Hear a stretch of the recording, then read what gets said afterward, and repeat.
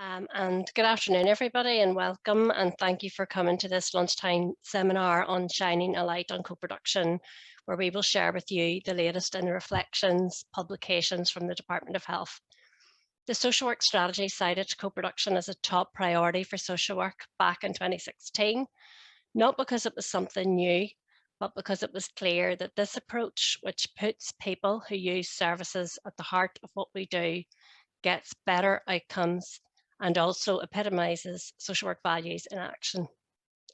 In today's seminar, you will hear about the publication, which was co-produced, as Alison's just referred to, a group of social workers and people who've had experience of using social work services. When Health Minister Robin Swan spoke at the launch of the publication in November, underscoring the importance of this approach, and if you read the publication, you will understand why. It was written during the pandemic, and that in itself reflects the priority we place on co-production in social work. For even in that dark time, co-production was still high on our agenda. And today you will hear much more about how co-production can shine light, bring energy, and bring hope into our social work practice. My guess is that most of you, when you make decisions in your personal life, will seek out not only professional advice, but you will seek out the experience of people who have walked the walk. It might be booking a holiday, it might be buying a car. You will actively go and talk to people with lived experience, because you know that the lived experience is the true measure of quality. And so it makes perfect sense for us to use that richness in our planning and delivery of social work services.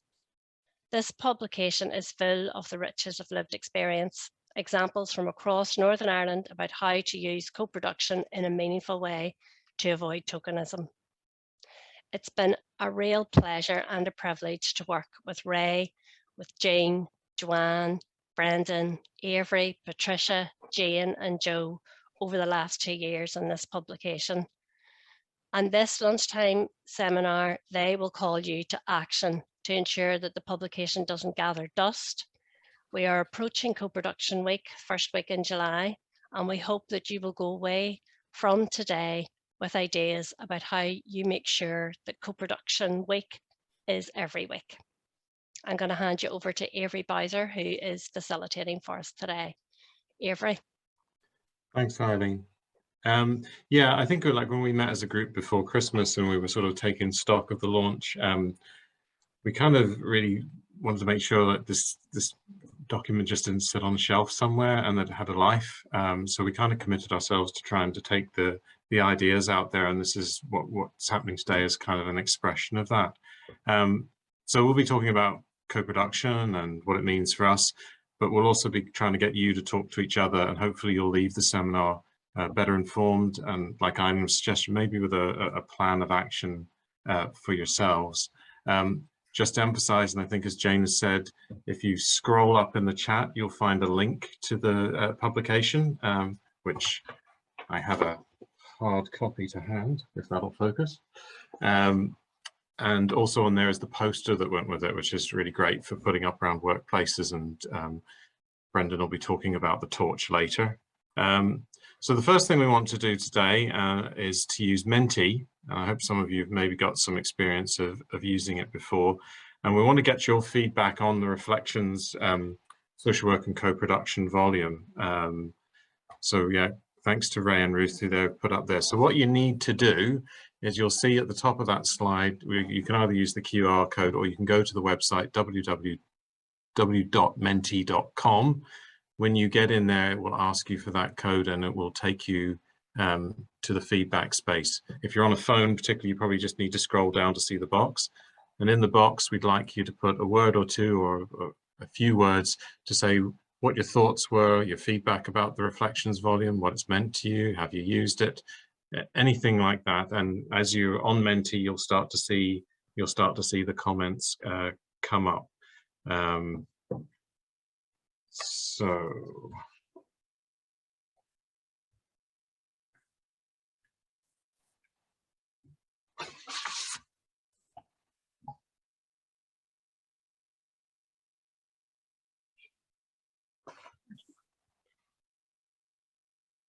So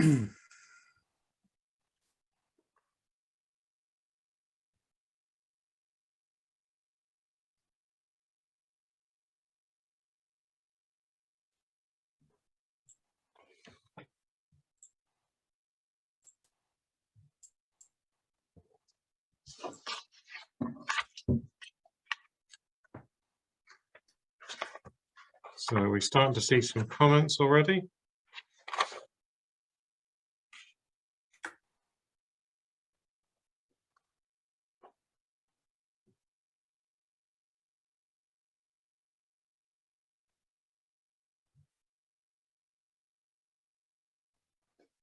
Yeah, we've got the first one there, partnership.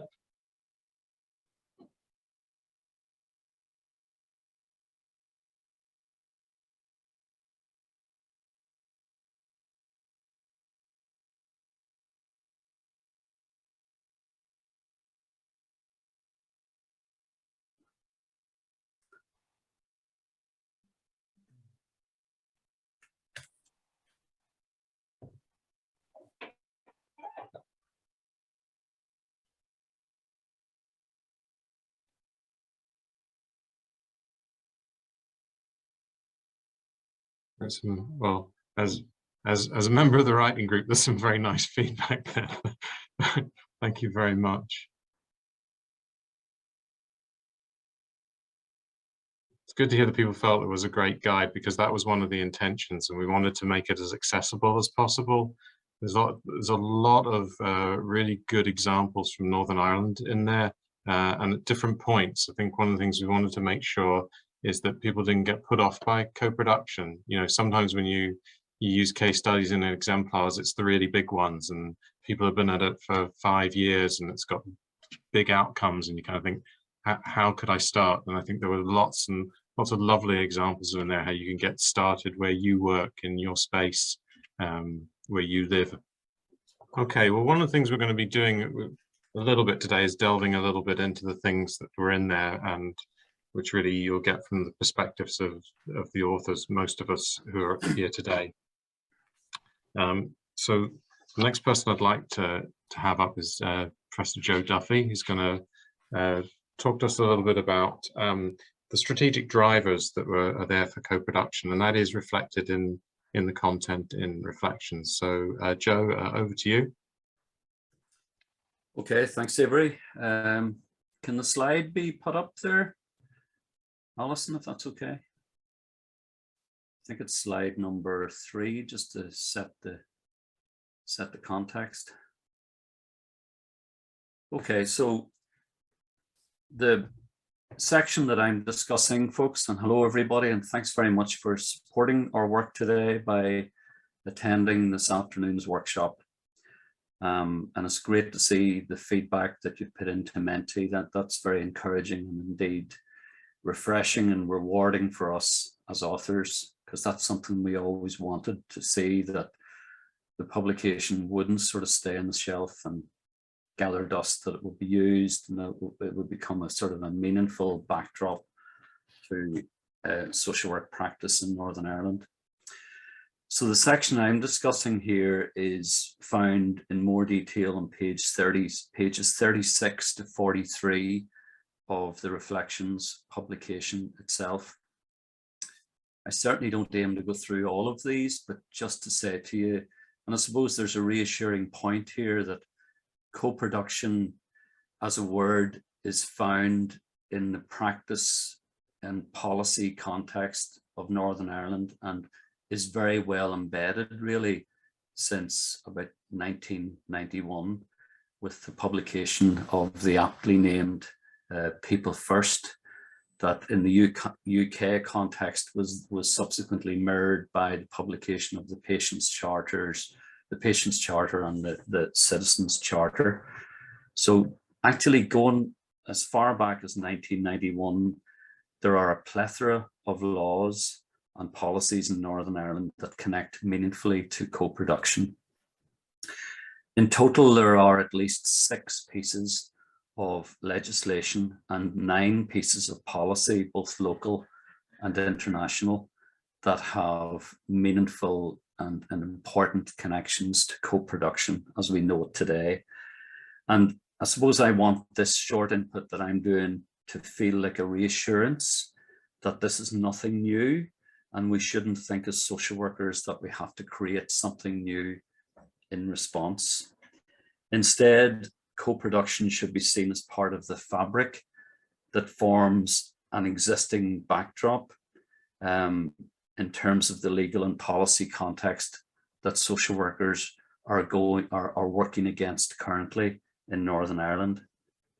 The building blocks or the architecture of co-production can be found in these legal and policy documents. When we find ourselves using words such as participation, service user and carer involvement, empowerment, partnership working, person-centeredness, inclusion, citizenship, anti-oppressive practice, we are talking in a related way about co-production. This is the vocabulary of social work. It's part of our established vernacular. My message is thus that co-production is to be seen as an extension of our existing social work value base, where the centrality of the service user's contribution is recognised and nurtured from start to finish. Take, for example, the Children Northern Ireland Order in 1995, where Article 26.2 requires social workers to seek the views of looked after children and their parents when important decisions are being made about their lives. Article 3.3 of the same important piece of legislation, also known as the Welfare Checklist, places the wishes and feelings of the children or the child as paramount. The Health and Social Care Reform Act that was introduced in 2009 promotes personal and public involvement, also known as PPI, in section 19 of that piece of legislation, where health and social care trusts are required to directly seek the views of service users and carers about the care and services that are being promoted. The Mental Health Order of 1986 places self-determination, one of the core values of social work, one of the core traditional values of social work, at the core of social work intervention with people in mental distress. The Mental Capacity Act, which was more recently enacted in 2016, also expects service user involvement to be at the core of issues and decisions around the determination of capacity. The policy landscape in Northern Ireland is also full of references to personalised ways of working, from People First, which I mentioned earlier in 1991, through to the more recent Bengoa review, People First itself, Bengoa review in 2016. People First itself emphasised the centrality of person-centeredness in the planning and delivery of community care services in Northern Ireland. In many ways, it was ahead of its time, a really, really important, groundbreaking piece of policy for Northern Ireland. Professor Raphael Bengoa, in his review of health and social care in Northern Ireland in 2016, re-energised our commitment to co-production and placed it very much again at the centre of the social work vocabulary in the health and social care system in Northern Ireland.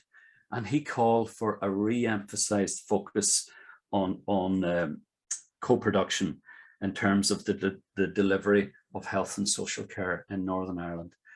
So in many ways, therefore, what I want to try and reassure social workers who are at today's event, that co-production is not to be treated as something new. You can find the relationships to co-production in the everyday language that we use as social workers. It's very much imbued into the fabric of the legislation that we're all familiar with already in Northern Ireland, and also with the policy landscape that we use on a day and daily basis in terms of our strategies as well that are currently in place.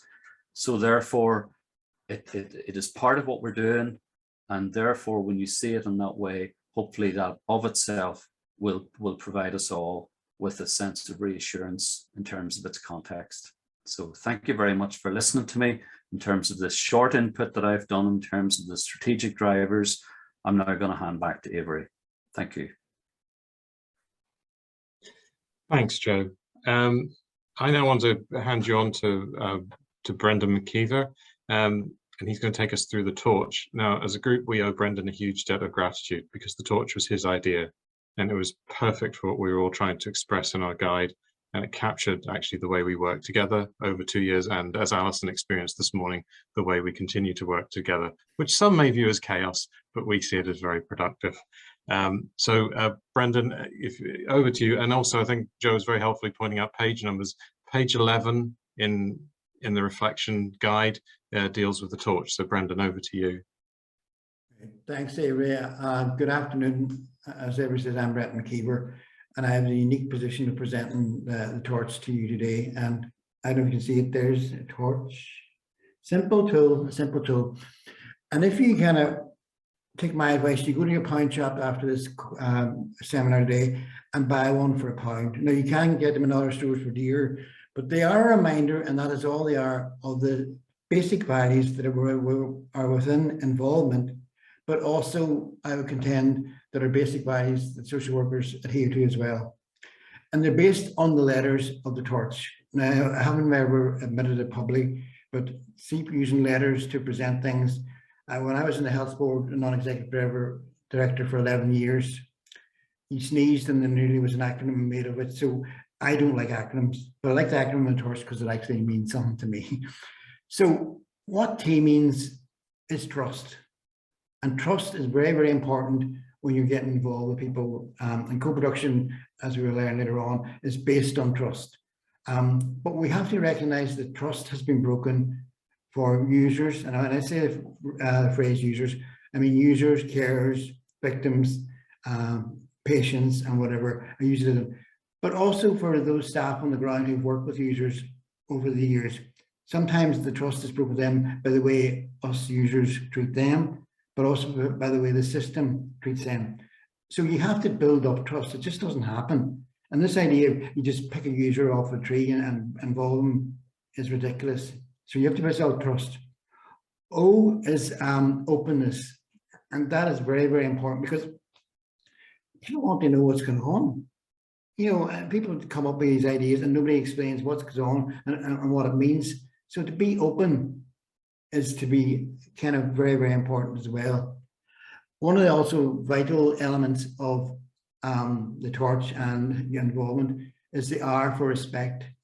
And remember, Joe was involved in research a number of years ago, and some of the people who were involved in research came from the traveling community. Everything was going great until one of them reported that the way they were treated on the day of the launch by, say, a tea lady broke that trust, broke that respect, broke that involvement. So we have to just not do it when it has to be done, but do it as part of the way we are. And I think social workers are in an ideal position to do that because they engage with people directly. C is commitment. I'll not tell you about the co-production, but maybe I should say that as we're coming towards the end of the year and a half or 2 years, I just kept saying to Eileen, this must be the last meeting. It wasn't. Then there was another meeting. Then there was another meeting. And commitment meant that we weren't paid. Nobody was paid to do this. We wanted to do it. And we made a decision during the pandemic that we would go ahead. And I think that's important in itself. And the hitch is the honesty. An example of honesty is to me is where, say somebody develops a consultation process. And the honesty in that is, no matter what you say, it doesn't matter. Because they've already listened to the experts beforehand. And in the backdrop of the pandemic, where people who work within trusts and other agencies were moved about here, there, and everywhere and other jobs, and where users were not engaged the way they should have been, that trust has to be built up.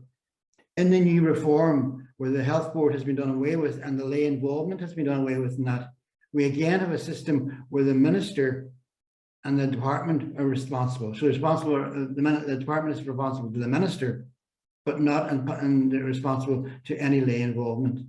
So there's a lot of work to do in that as well. And one thing that I wanted to mention quickly, if I can, I was a member of the Northern Ireland Social Care Council. I'm only here today because we weren't paid for the first 4 years because there was never a public appointment. So I'm appealing to Patricia to look back at that and give us all the money that we were due. But I want to give an example from the Social Care Council. Jeremy Harbison was the chair at that time, and he was a powerful influence on me and everybody around him. He had a gentle way of working. So I built up, and we built up trust with him and the advisors and the social work advisors to the Social Care Council. So one day we were looking at occupational standards. Now, I hadn't a clue what occupational standards were, but I said, right, I'll write the leaflet on occupational standards. And I spent hours and hours trying to make accessible what occupational standards was good. So I brought that to meeting, and everything was going fine until somebody, one of the advisors said, wait a minute, we just can't go with Brennan. What about the legalities? What about the protocol? Well, not about the protocol. What about all the procedures and all around it?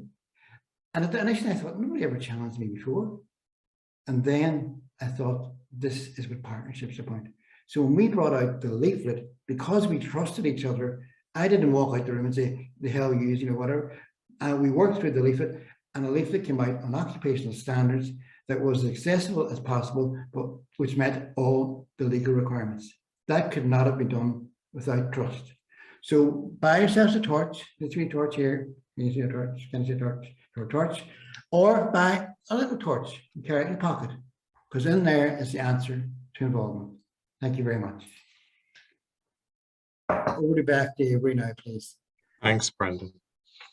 You know, listening to Brendan there just reminds me again just how much we've learned from each other over 2 years. I mean, it's actually staggering when you sit down to think it.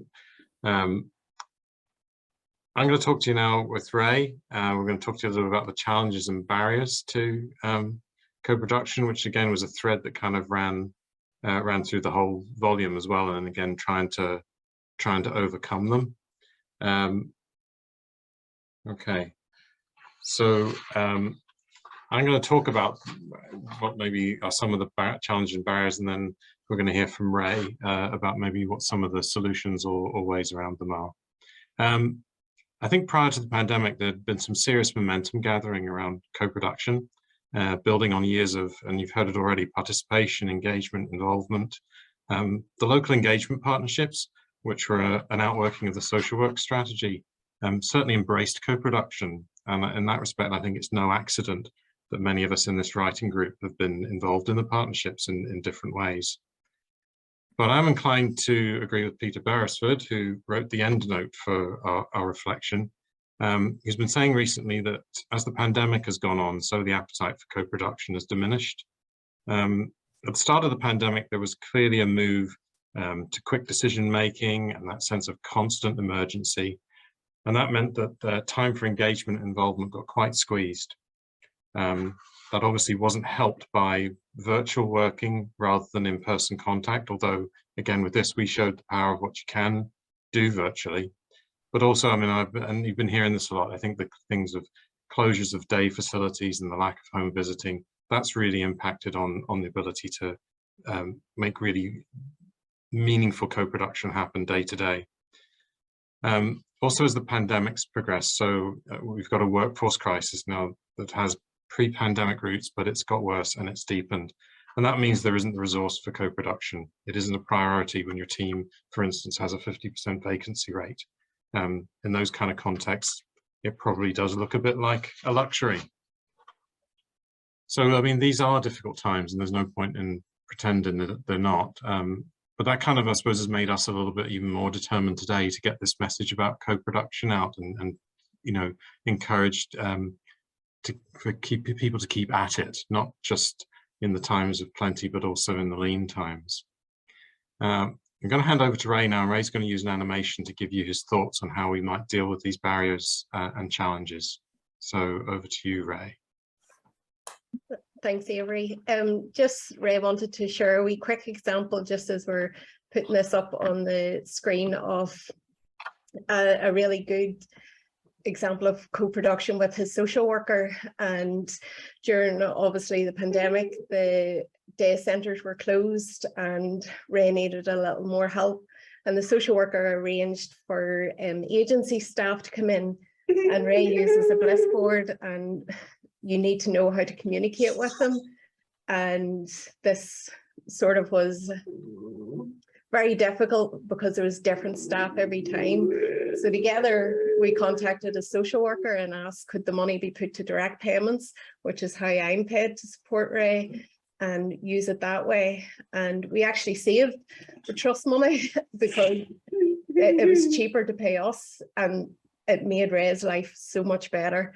And that's just one example of just a service user and a social worker working well together, because they both knew what was needed and they both worked well together. So we hope you enjoy this short presentation.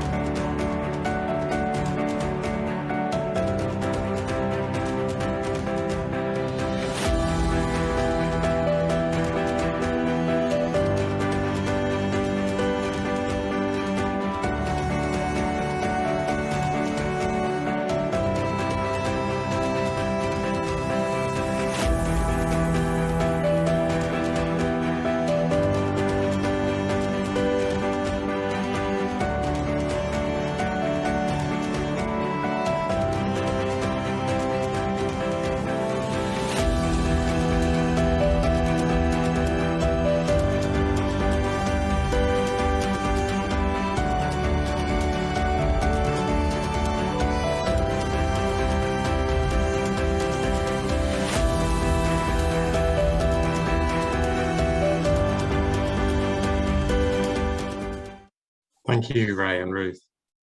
This is a bit where we get you to, probably heard enough of us already, give you a chance to talk to each other and do a bit of work.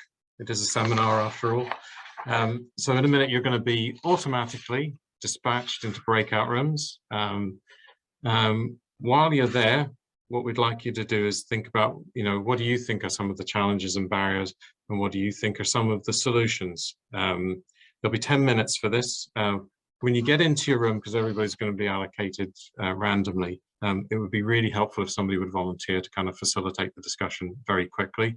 Could I also suggest that you don't spend 5 minutes introducing yourselves to each other, and put the time to value in talking to each other. When you first speak, maybe say who you are, and that should speed that along. Again, if the person who's willing to maybe facilitate would be willing to maybe give a little bit of feedback when we come back, but also could I encourage you, please use the chat again as you're going along. If you've got thoughts, ideas, insights, suggestions, please fire them in there. So I think Jane's doing the breakout now. Those of you who've done these before, you'll know with about a minute to go, you'll start to get the countdown. So you'll know that you're going to be sort of yanked out of there and back into the main session. But once it starts, we'll see you back here in 10 minutes. Welcome back, everybody. We're going to take the next few minutes to just, sample some thoughts from people from the different rooms. Probably the easiest way is if you put your virtual hand up, I should hopefully see you and can get you. If that doesn't happen, just do what we all do and shout out, and we'll manage that as best we can. Hello, I've got Trisha Devlin. Trisha, first, some thoughts from your conversation. Hi. Thanks, Avery. We had some really good examples of things that are going on currently, and people talked about some of the challenges and some of the solutions around that. So we had a great example of a co-production project with 8 to 13-year-olds. And some of the challenges around that have been about time to build those relationships and resource for focus groups, etc. But it sounds as if the young people have really come up with a lot of ideas about the design and delivery of that particular service.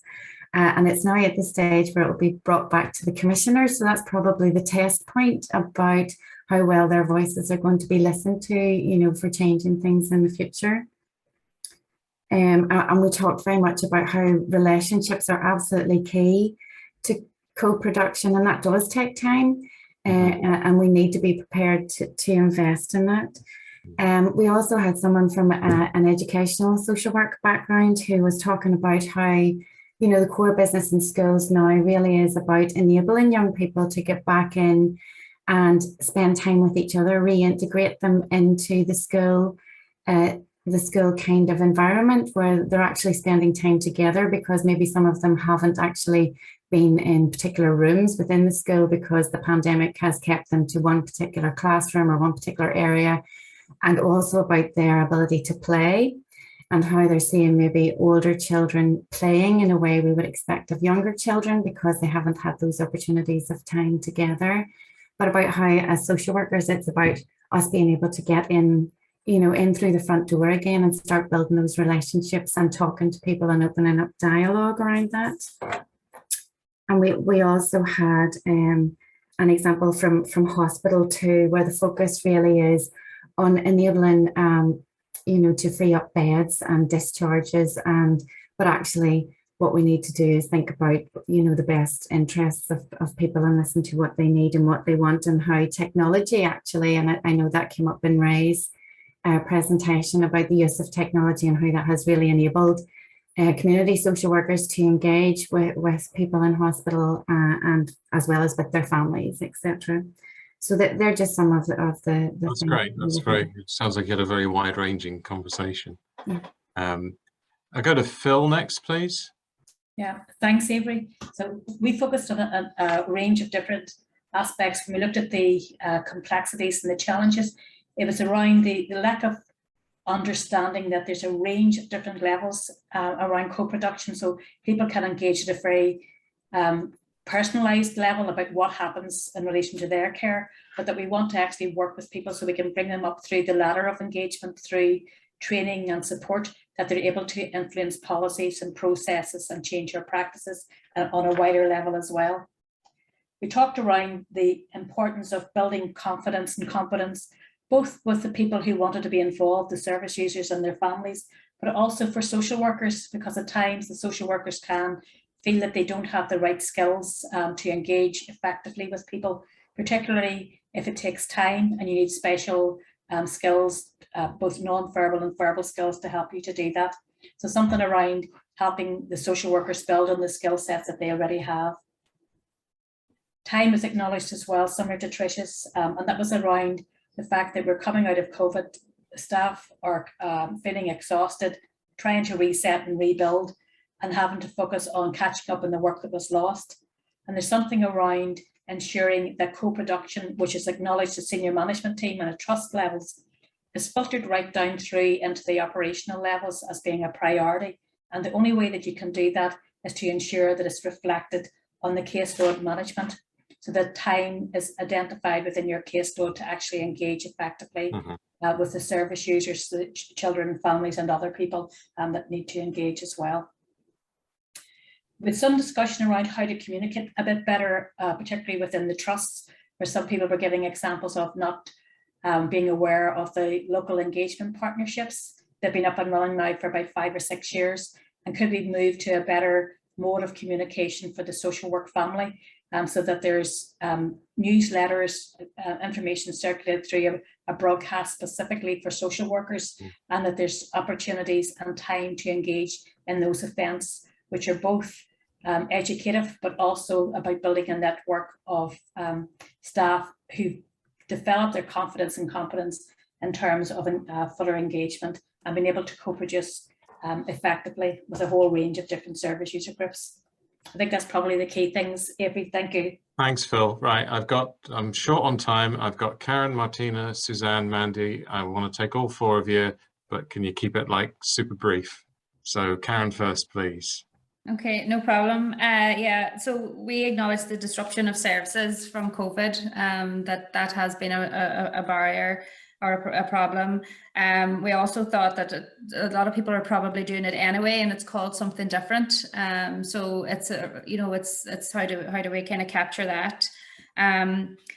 The danger of making assumptions about people. We need to take time again to listen very carefully to what's been said and what's not been said, and maybe observe as well, and that the time is valued and paid. And there are barriers to that. So that could be cost, cover for care, it could be childcare, it could be transport, it could be jargon. But thinking of those and the relationship, build the relationship of equals, and that kind of takes that power imbalance or balance back into play, where it's an equal relationship. And one of the things that I think our last point was that social workers want to take time to listen, but it's very challenging when they don't have the time or their caseload doesn't allow the time. That it's really important to acknowledge that maybe factors beyond people's control affect things as well. So that was us in a nutshell. Thank you. Martina. Hi folks, how are you? My name is Martina McAloon and I'm the MDT lead for social work. So we talked a wee bit about how maybe co-production is within our values and ethos, but not within every professional. So we find maybe within the medical world, especially during COVID, there was a lot of negativity towards the likes of GPs, and maybe fear set in that they didn't want to listen to people because they felt that it was maybe going to be negative. So we talked about the barriers. Joanne acknowledged that there was movement within the medical world. There was a student, Susanna, in the group who has completed the theoretical studies on production and would like the opportunity to put this into practice. And as social workers, probably in MDT, we sort of felt doing the community development course in UUJ sort of re-enlightened our enthusiasm for co-production. Mm-hmm. Thank you. Suzanne, please. Hi there, Suzanne Loudon, Belfast Trust Learning Development Team. Just to be very brief and to summarise, oh, somebody's trying to ring me now. Just really to say that one of the issues that came up a couple of times for our group was payment, so that both Belfast Met and Geraldine, I can't remember where Geraldine's from, but have long-standing involvement with service users in terms of co-production projects, and they sit in various forums, but there's always an issue with payment, and the payment that they rightly should be reimbursed and deserving of, and that can affect and impact their benefits, and that does prove a real barrier, so that we're looking for some clarity around that. And the other one was just coming back to pressures on teams and on staffing, and high caseloads and co-production projects being sort of put in the back burner, and the really trying to kind of move past that. Okay, thank you. Mandy and Gail, I have seen your hand and I will fit you in. So Mandy, go ahead, please. Yeah, I'll be super quick. As people said, we talked also about workforce pressures, but also in terms of what that means for people who access services in terms of, turnover of staff and not getting access to a social worker. And for social workers, the challenge then of trying to build relationship, if maybe you're just getting to see someone when they come to the top of your list. And we had a very interesting discussion from someone who works with children's services, and just in terms of, the people are in survival mode, service users and carers, on the poverty line, and thinking about co-production isn't just about those big pieces of work, but now more so than ever, how do you work in co-production with people who really are just trying to survive day to day? And we talked about examples where a student had been working with people around food banks, but thinking about putting recipes in for healthy living. I was drawn on Fergal's example of where people from different cultures have needed different types of foods than just the standard food bank. So I suppose thinking that co-production is grassroots as well as just involving people for the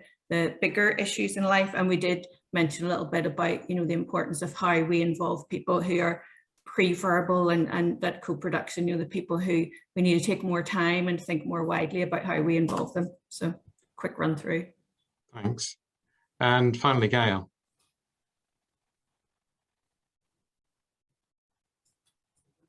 Just to add to what everybody has said and not to repeat, looking at kind of where are we before we can answer the question as to, well, what can we each do? There's still a lot of building blocks that we need to build on, And trust is something that we were talking about, how and why it can be broken. And actually, we still need to be working on that. And as much as we also talked about staffing roles and what each of us can do through training, through PPI, and through the local engagement partnerships, it's so important that because time is limited, let's focus on promoting in the right places and just be focused in the time that we spend in the right areas. But be mindful that people still, and it's so disappointing to hear, but it's true, people still feel unheard. Thank you. Thank you.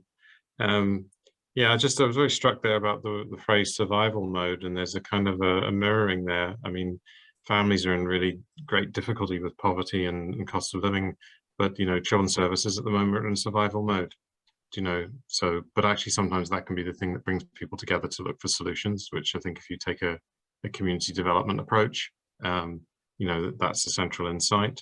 The group I was in just touched on the whole tech thing, and I think again it's there are enormous benefits from the tech stuff, but I think it's the wariness that we do need to get back in the room. We need to get back in real places with people to make some of this happen. Okay, if you still got your hand up, could you put it down, because that's helpful.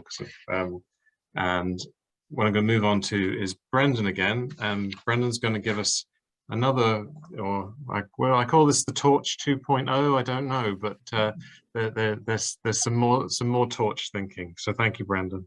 Okay, thanks, Avery. Again, we're back with the torch, and just to try and keep it simple, again, the letters for the torch spell out what co-production to me is really about. The T is for together, and that means everybody together, particularly the statutory side of things with the users and carers. It's not an internal co-production, because I don't think there is such a thing as internal co-production. It's when people from different backgrounds come together, and that's already been mentioned in the feedback already about people from different ethnic minorities, different groups, and whatever. It's that togetherness we're talking about. Always for opportunities, and we have to create the opportunities. We just can't wait till they come along, so we have to create them.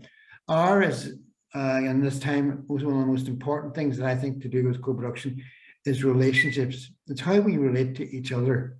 And I just want to quote from about 10, 15 years ago from a manager of a day centre in Derry who came from a senior social work background. I know, isn't it class, isn't it? Absolutely brilliant. Somebody's not on mute there, if they could you okay? Mute themselves.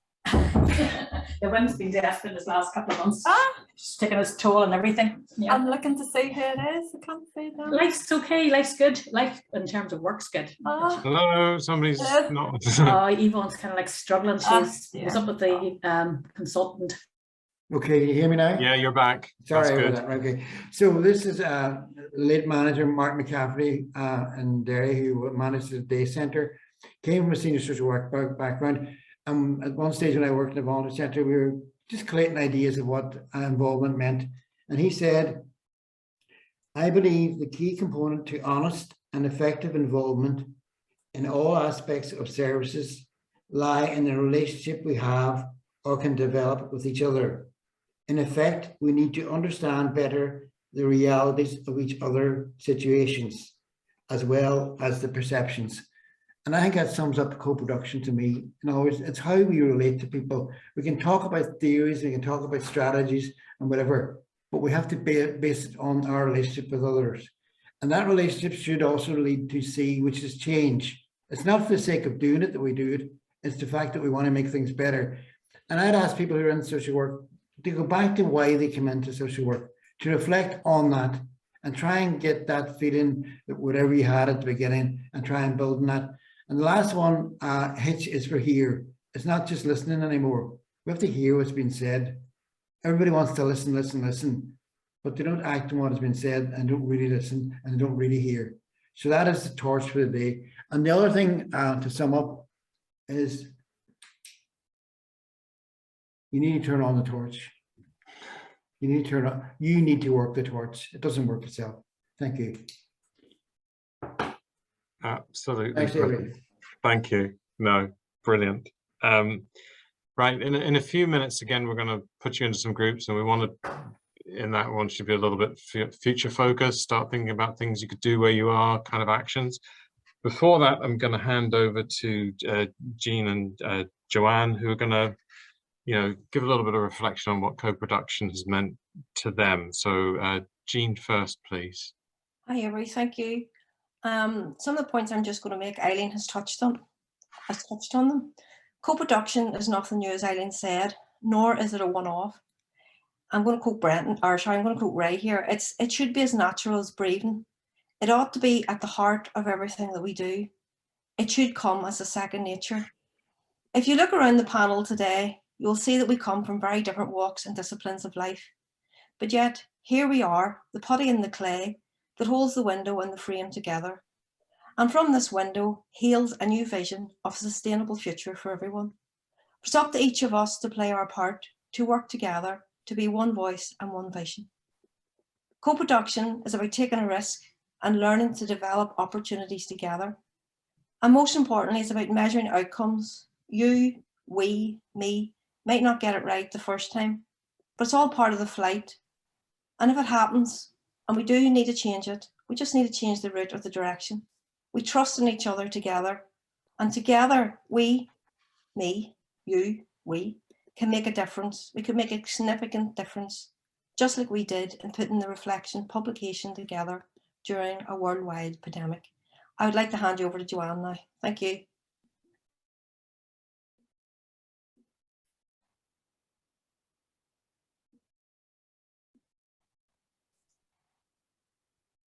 Joanne, you need to unmute.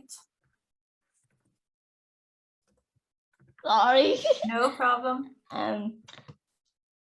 Just what co-production means to me. On reflection, co-production means an opportunity for everyone to collectively come together and utilize all of our lived experiences, focusing on common purposes and challenges to find and achieve and implement solutions together. This might seem like an idealistic dream, but you just have to look at the examples, not only in the reflection series, but also in the communities around you, to see that it is a very real reality.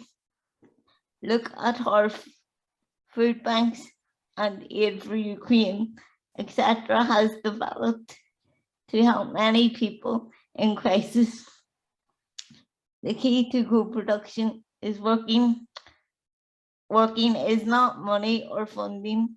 The key to co-production is communication and building relationships.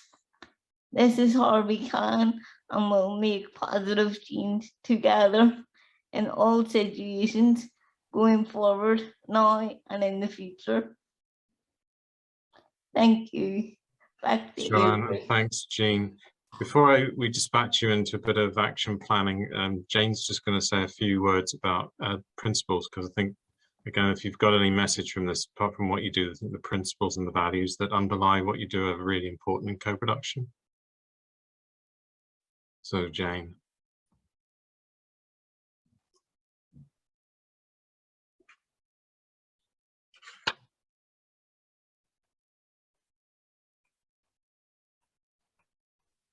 I know you just did that till Joanne started speaking. You forget, you've been sitting so long. So it's good to see everybody today. And I am only going to take a couple of minutes because I think it's more important to have the opportunity to chat in the breakout rooms about some of these concepts. But I just wanted to spend a few minutes. We've heard a huge amount of information today from everybody who's been involved really in writing the publication about what co-production means to them. And we've heard some of the challenges and barriers from yourselves in the room, and some of the solutions about how we then overcome some of those challenges and barriers. And this has just taken a couple of minutes to take us back to what the values and the principles are around co-production. And I was delighted earlier on when Fergal put into the chat, it's also about community, not just about individual, because it's absolutely right. And this is about actually social work as a profession, us as a health and social care, working within different kinds of organisations, and working with folk who have experience, lived experience of service provision and community development, and all of those things, kind of working together and really understanding what we mean by values in co-production. And this list, the co-production list of values, is part of the principles that you'll see in the co-production reflections publication. And this was written by Ray whenever we were putting the publication together about what are some of the values that apply to co-production for us in Northern Ireland, working together to make things better for everybody, really. And what do some of these things mean? So accessibility, what does that actually mean? And Mandy, I think Mandy was talking earlier, wasn't it, around how do we ensure that everybody is involved in co-production? That's what accessibility means. It means taking the time to ensure that we have ways to communicate with everybody who wants to be involved in helping to build better services. It's about making sure when we meet face to face, that we are able to meet in places that are accessible for folk. It's about actual digital accessibility and making sure that people aren't denied the opportunity to be involved because of digital poverty. It's about actually making sure that the community is benefiting, all right? And part of that is actually, we know that everyone in our community has skills to contribute to building better services for all of us. And we are all parts of our community, it's equal voices. And it's about making sure that seldom heard groups are included and that everyone is given the opportunity to participate fully and the resources to participate fully. And that we make sure that our community get back what they put in to helping us and supporting us to improve services and social work and to improve social work across the region. So it's just bringing us back to that, because I just love the idea that whenever we talk about co-production, that we all recognise as a wider group that everyone in our community has skills to contribute to building services differently, and that all voices in the room are truly equal. All right, I'm going to stop the share. Thank you. Jane's going to get ready to put you into some groups again for 10 minutes. And we'd just like you to take some time to think about, what are the things you could do where you are? So 2 or 3 ideas or actions that you could do to take co-production forward where you are. We're not going to take feedback from this one, but if you could maybe put your thoughts into the chat, even as you go along in the group, that would be really great, and it'd be a really great way for everybody to see what your thinking is. So I'm going to, in a moment, Jane's going to send us off to the ether, and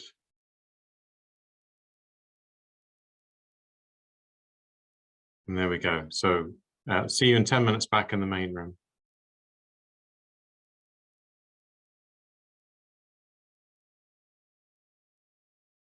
So welcome back to the room. I take it everybody's back from the groups then? Yes? Yeah, okay. So thank you very much for the 51 of you who are still here. I mean, there was 78 at one point, which is just fantastic, and thank you so much, and thank you for your contributions. We're just getting ready to close here. We're just going to take a few thoughts from the writers group here in terms of co-production. And then we're going to have another Menti there for you, which will create a word cloud. So bear with us. So I'm just going to go around each of the group here for, kind of our own sort of closing reflections on co-production. And I was going to start with Joe. Okay, thanks, Avery. For me, co-production is firstly a way of thinking, and secondly, a way of working. And I think when you combine those 2 approaches, that should result in the development of meaningful and trusting relationships in social work. Thanks, Joe. Jane. I was typing. I to concentrate. Busted. So I think for me, co-production is really about the relationships that we build. And it's really about actually having equal voices in the room, that we're all in this together, and really being honest about the power imbalance that we have historically had in health and social care, so that we can kind of work together in a new way to improve services. But it's all about the relationships. So just meeting with the group here to organize and plan this for today takes you back to actually, it's been all about the relationships. Absolutely. Thank you. Ray. For Ray, definitely it is about a fuller quality of life for him personally, and also other service users and carers that he's in contact with. He feels it improves services for everybody, and in that actually gives better job satisfaction for social workers who are under such pressures and finding things very difficult, and taking that pressure off you because it's done well from the very start. And as he's said the whole way through, co-production should be as natural as breathing. That's how natural it should be to everyone. Thank you both. Jean. Co-production to me is achieved through a together approach. It needs to be embedded in everything that we do. Consciously or unconsciously, it was woven through every essence and every aspect of this session today, from the breakout rooms to the chatter in the chat box. Think about how we can play our part in strengthening co-production moving forward. It's up to each of us to play our part in strengthening the fabric of co-production. We all need to do it together. Thank you. Brendan. I can't leave out the torch. Togetherness and relationships, that's what it's about to me. And I just would ask you to look at us as a group who developed this and who produced it. And that's your example. Anybody can do it. They're not special about us, but we're always very special. And don't forget to go to Pine Stretchers and buy a torch. Thank you. Not other outlets are available. So Joanne. As you have heard today, we all have a part to play in co-production to keep the light shining bright. Don't fear co-production. It is simply relationships built through ongoing, open and honest communication. Indeed, the only way co-production can truly or completely fail is by doing nothing or giving up at the first barrier. So with that in mind, ask yourself this question: what are you going to do to keep that light of co-production on and shining brightly in positive outcomes? Thanks, Joanne. I mean, and for me, I mean, and being involved in producing the Reflections volume, it's been one of the, well, it's one of the best things I've ever done. I mean, it's certainly been a personal and a career highlight. It's delivered what my friend and co-chair at the Belfast Local Engagement Partnership, Dave Milliken, calls making uncommon connections. And for me, it's what social work is all about. So on that note, what we'd like you to do, and Ruth and Ray are going to do their Menti magic here and make it appear again. And if you were in it already, if you go back into it, you should now have a new page, or it might need a wee refresh. No, mine's refreshed, and there it is. In one word, describe how you felt about today. Go for it.